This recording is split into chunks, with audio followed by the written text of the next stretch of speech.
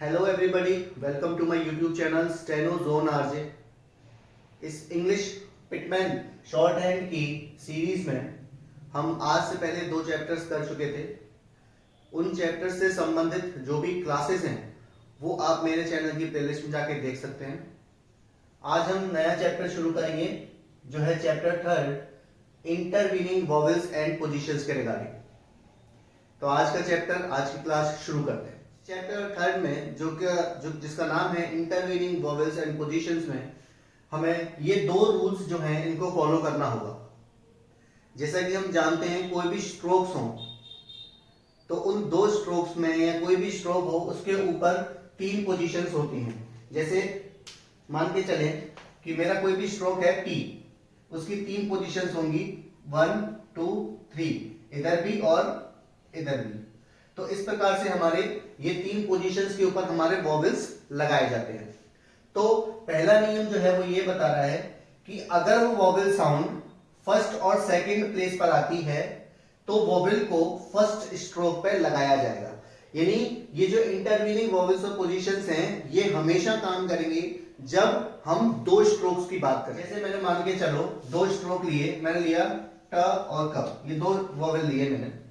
अब इस स्ट्रोक की 3 पोजीशंस होंगी 1 2 और 3, और इसकी भी होंगी 1 2 3। तो ऐसी जगह पर जाकर ये जो इस वाले स्ट्रोक की 3rd पोजीशन और इस वाले की 1st पोजीशन एक ही जगह पर आ जाती है। तो इंटरवीनिंग वॉवेल्स का जो फर्स्ट रूल है वो हमें बताता है कि अगर कोई भी वॉवेल साउंड अगर फर्स्ट और सेकंड प्लेस पर आती है तो वो हमेशा फर्स्ट स्ट्रोक पर लगेगी। ये हमारा पहला कहता है। जैसे कि एग्जांपल के तौर पर शब्द है टॉक, तो इसमें 2 वॉवेल आ रहे हैं, 2 स्ट्रोक्स आ रहे हैं ट और क, और आ फर्स्ट प्लेस की साउंड आ रही है, यानी लाइन से ऊपर बनाया जाएगा ट और क, और टॉक इसके लिए हम ये वॉवेल इस्तेमाल कर लेंगे।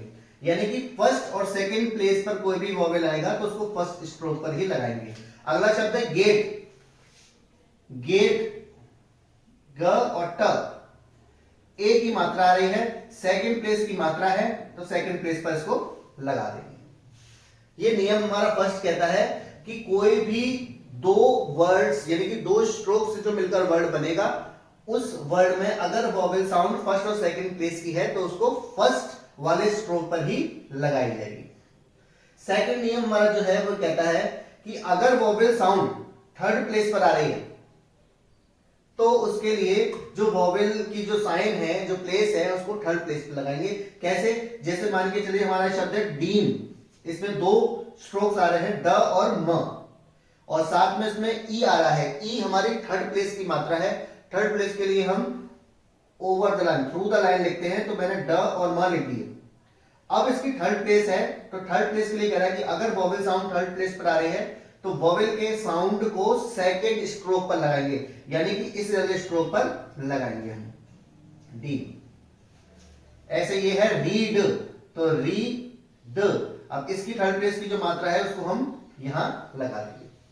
कुछ वर्ड्स हैं ये हो या ये हो या ये हो, इनकी फर्स्ट सेकंड पोजीशन ये रहेंगी, 3rd पोजीशन ये हो जाएगी।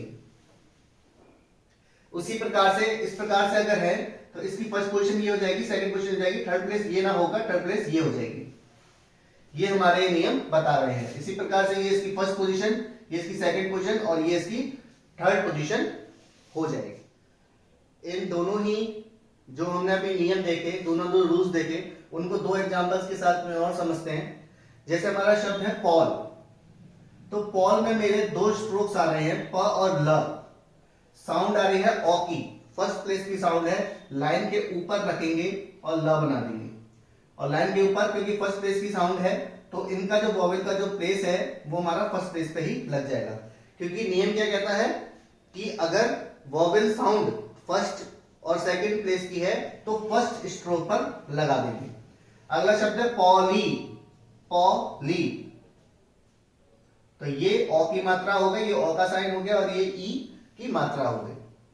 अगला शब्द आता है पील। इसमें भी 2 स्ट्रोक्स हैं, लेकिन इसमें 3rd प्लेस की मात्रा आ रही है ई, जो कि क्या है, एक 3rd प्लेस की मात्रा है, और थर्ड प्लेस की मात्रा के लिए जो वोवेल साउंड है, वोवेल साइन है, उसको सेकंड वाले स्ट्रोक पर लगाया जाता है।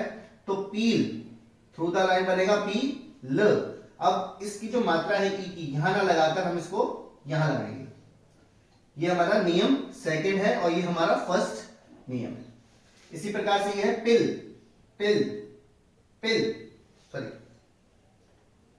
ऊपर लगेगा।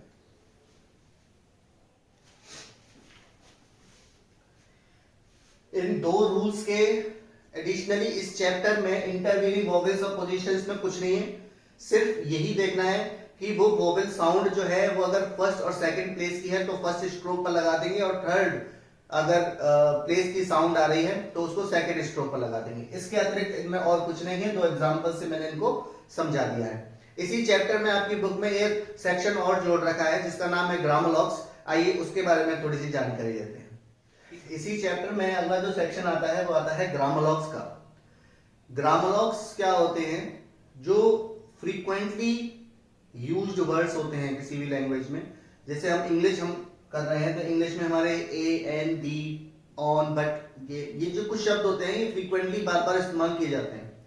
तो इन बार बार इस्तेमाल होने वाले शब्द को शॉर्ट हैंड में ग्रामोलॉग्स बोलते हैं, और इनको रिप्रेजेंट करने के लिए लोगोग्राम्स बनाए गए हैं। यानी कि इन जितने भी फ्रीक्वेंटली यूज्ड जो वर्ड्स होते हैं, जैसे ये मैंने बता रखे हैं, इन वर्ड्स के लिए इन वर्ड्स को रिप्रेजेंट केवल एक सिंगल साइन से रिप्रेजेंट किया जाएगा। वो जो सिंगल साइन होगा उसको हम लोगोग्राम्स कहते हैं, और ये जो लोगोग्राम्स होते हैं इनको ग्रामोलॉग्स कहा जाता है। अब इनको रिप्रेजेंट कैसे करते हैं?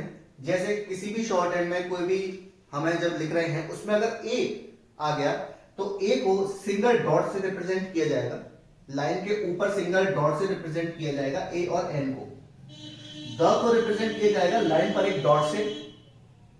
जब बात आती है ऑल की तो ऑल को नीचे की डायरेक्शन में इस प्रकार के डैश से रिप्रेजेंट किया जाएगा, और टू को हम लाइन पर रिप्रेजेंट करेंगे, यानी किसी की तरह करेंगे लेकिन ये लाइन के ऊपर रहेगा और ये लाइन के नीचे रहेगा और डायरेक्शन की नीचे की तरफ रहेगी। इसी प्रकार से ऑफ है, ऑफ को भी लाइन के ऊपर और टू को लाइन के नीचे लाइन पर, यानी कि इस प्रकार से रिप्रेजेंट किया जाएगा। ऑन और बट इनको इस प्रकार के डैश से रिप्रेजेंट किया जाएगा, ऑन को लाइन के ऊपर और बट को लाइन पर रिप्रेजेंट किया जाएगा। डायरेक्शन दोनों की ऊपर से नीचे की तरफ ही रहेगी। ओ और ऑट इनको इस प्रकार के साइन से रिप्रेजेंट किया जाएगा लेकिन इनका डायरेक्शन ऊपर से नीचे की तरफ होगा। हु को इस प्रकार से रिप्रेजेंट किया जाएगा लाइन के ऊपर, एंड को इस प्रकार के साइन से रिप्रेजेंट किया जाएगा जिसकी डायरेक्शन ऊपर की तरफ होगी, और शुड को लाइन पर रिप्रेजेंट किया जाएगा जिसकी डायरेक्शन ऊपर की तरफ होगी। अब ये ग्रामोलॉग्स किसी सेंटेंस में वर्ड बनाते वक्त कैसे इस्तेमाल होते हैं इसके एग्जाम्पल को समझते हैं। अभी हम इन ग्रामोलॉग्स के बारे में पढ़ रहे थे। हमने वर्ड्स बनाने सीख लिए शॉर्ट हैंड में, स्ट्रोक्स बनाने सीख लिए, स्ट्रोक्स पर वोवेल्स कैसे लगाते हैं वो देख लिए, हमने ग्रामोलॉग्स देख लिए। अब इन सब का इस्तेमाल करके ये हम एक लाइन है इसको शॉर्ट हैंड में बनाने की कोशिश करेंगे। तो आइए करते हैं। लाइन है, they should ask the head of the academy to change the date. एक एक वर्ड को पकड़ेंगे और शॉर्ट हैंड में बनाएंगे। दे, दे के लिए स्ट्रोक आ रहा है दे, और इसमें एक ही मात्रा आ रही है। शुड, शुड को हम जानते हैं, शुड एक ग्रामोलॉग होता है और शुड को अप डायरेक्शन में लिखते हैं और लाइन पर लिखते हैं। आस्क, आस्क, आ एक वोवेल है जो पहले आ रहा है, फर्स्ट प्लेस है, और फर्स्ट प्लेस पे वोवेल आता है तो इसको ऊपर की तरफ लिखते हैं आस्क। स और क दो स्ट्रोक हो गए। द हम जानते हैं, द हमारा एक डॉट से रिप्रेजेंट किया जाता है लाइन पर। हेड, हेड में दो स्ट्रोक आ रहे हैं एच और डी, तो हेड, हेड एक ही मात्रा आ जाएगी। ऑफ को हम जानते हैं, ऑफ जो है वो इस साइन से रिप्रेजेंट होता है ऑफ। द के लिए बिंदी लगाते हैं, डॉट लगाते हैं। अगला वर्ड आता है एकेडमी, तो इसमें स्ट्रोक कौन कौन से हैं?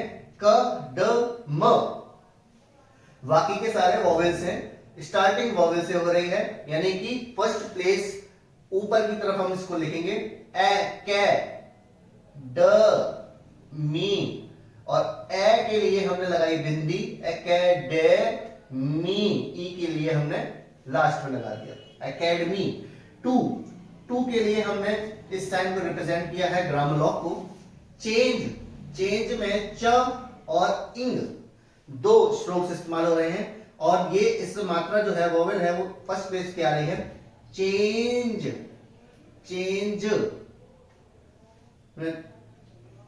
ये बन जाएगा चेंज। द के लिए फिर से डॉट का इस्तेमाल करेंगे, और डेट में ड और ट दो आ रहे हैं, तो ड इसको डार्क से रिप्रेजेंट करेंगे और ट डेट। तो इस प्रकार से हमने ये लाइन लिख दी।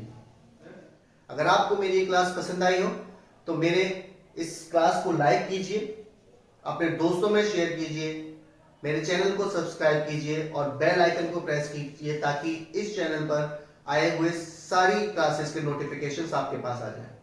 Thank you.